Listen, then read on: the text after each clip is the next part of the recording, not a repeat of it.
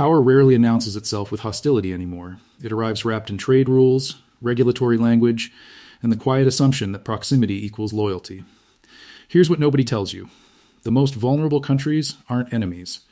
They're partners who built their prosperity around access they don't fully control. That is why the confrontation between Donald Trump and Canada sent shockwaves far beyond tariffs and headlines. This is where the pattern begins.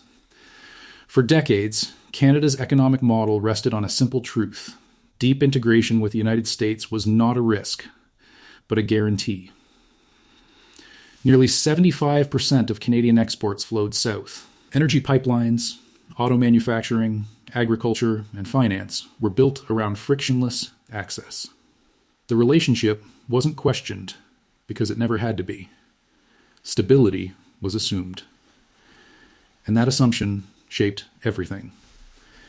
Here's why this matters. In 2017, when the Trump administration reframed trade as leverage rather than partnership, Canada wasn't prepared for confrontation. It was optimized for cooperation. Tariffs on steel and aluminum weren't just economic tools. They were signals. Signals that no relationship was exempt from renegotiation, not rivals. Allies. Let me show you exactly how this unfolded. In early 2018, the United States imposed tariffs of 25% on steel and 10% on aluminum under national security provisions. Canada, America's closest military and intelligence partner, was suddenly treated as a strategic risk. The justification wasn't economic. It was precedent. If tariffs could be applied here, they could be applied anywhere. At first, it looked like posturing. Then the bill arrived. Canadian manufacturers faced disrupted supply chains. Retaliatory tariffs followed. Political trust eroded. Negotiations over NAFTA turned hostile, eventually producing the UZMCA under pressure rather than consensus. The message was unmistakable. Access was conditional. Everyone thought they were safe. They weren't. The danger wasn't the tariffs themselves. It was the realization that geography had become leverage. Canada's strength, its proximity, had quietly become a vulnerability. Here's the mechanism. When one economy depends overwhelmingly on another, policy shifts upstream ripple instantly downstream. Not punishment. Calibration. That's the distinction. Analysts suggest the Trump strategy wasn't about harming Canada's economy. It was about redefining power relationships in a world of interdependence. By forcing renegotiation with allies, the U.S. demonstrated that dependence could be repriced at will. Here's the trap. When leverage is exercised against friends, it doesn't disappear when policies change. It rewires incentives. After 2019, Canada accelerated trade diversification, pursued alternative energy routes, and quietly reevaluated assumptions it had treated as permanent. Trust didn't vanish. It adjusted. The danger wasn't what markets saw. It was what governments learned. Interdependence without redundancy is exposure. And the unresolved question isn't whether the tariffs worked. It's whether the precedent they set reshaped alliances in ways that can't be undone. The real consequences of pressure rarely show up in the first round. They surface later, quietly, in how countries rewrite their assumptions. After the initial shock of tariffs and renegotiation, Canada adapted. But adaptation is never neutral. It leaves scars. Here's what nobody tells you. When leverage is used once, it becomes part of the permanent risk calculus, even if relations appear to normalize. This is where the pattern repeats. Canada responded publicly with resolve and privately with recalibration. Retaliatory tariffs signaled resistance, but strategy moved elsewhere.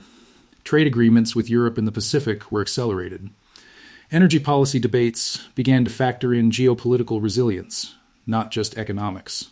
Supply chains were reviewed with a question that hadn't mattered before. What happens if access becomes conditional again?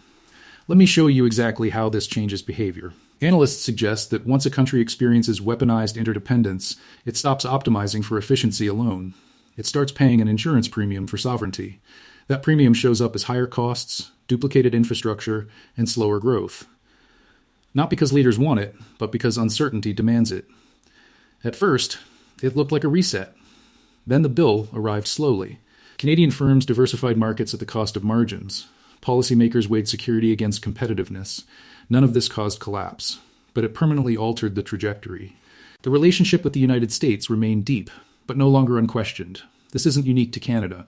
History shows that when dominant powers apply pressure to allies, the short-term gains often mask long-term erosion. In the 1970s, U.S. pressure on allies over monetary realignment reshaped global finance, but also accelerated efforts to reduce dollar dependence. Power worked. And then it invited hedging. Here's the mechanism. Interdependence is strongest when it's invisible. The moment it's weaponized, it becomes visible, and visibility breeds alternatives. Allies don't rebel immediately. They adjust quietly. They build options. Over time, leverage weakens not through resistance, but through redundancy. Not rupture. Memory. That's the real cost. Some analysts argue that the Trump-era tactics revealed a new phase of geopolitics where economic tools replace military ones. Tariffs, sanctions, regulatory pressure, these are cheaper, deniable, and scalable. But they carry a hidden risk. They teach even friendly states to plan for distance. Here's the trap. Power feels most effective when it's exercised asymmetrically, but asymmetry invites adaptation. The stronger side sees compliance. The weaker side sees vulnerability and begins correcting it. Over time, the system that made leverage possible becomes less central. So what are the scenarios ahead? One indicates recalibrated alliance, deeper integration, but with safeguards and diversification built in. Another suggests quiet decoupling at the margins, where trade remains high, but strategic dependence shrinks. A third, still conditional, points toward deeper integration under clearer rules to prevent surprise. None guarantee conflict. All imply change. Here's why this matters. The Trump-Canada episode wasn't just about tariffs or personalities. It was a case study in modern power, how it's applied, how it's perceived, and how it lingers. Allies may forgive, markets may recover, but systems remember. The final question isn't whether the pressure worked in the moment. It's whether the long-term cost of teaching partners to hedge will one day outweigh the benefits of having leverage at all. Because when power is used against friends, it doesn't end the relationship. It changes it permanently.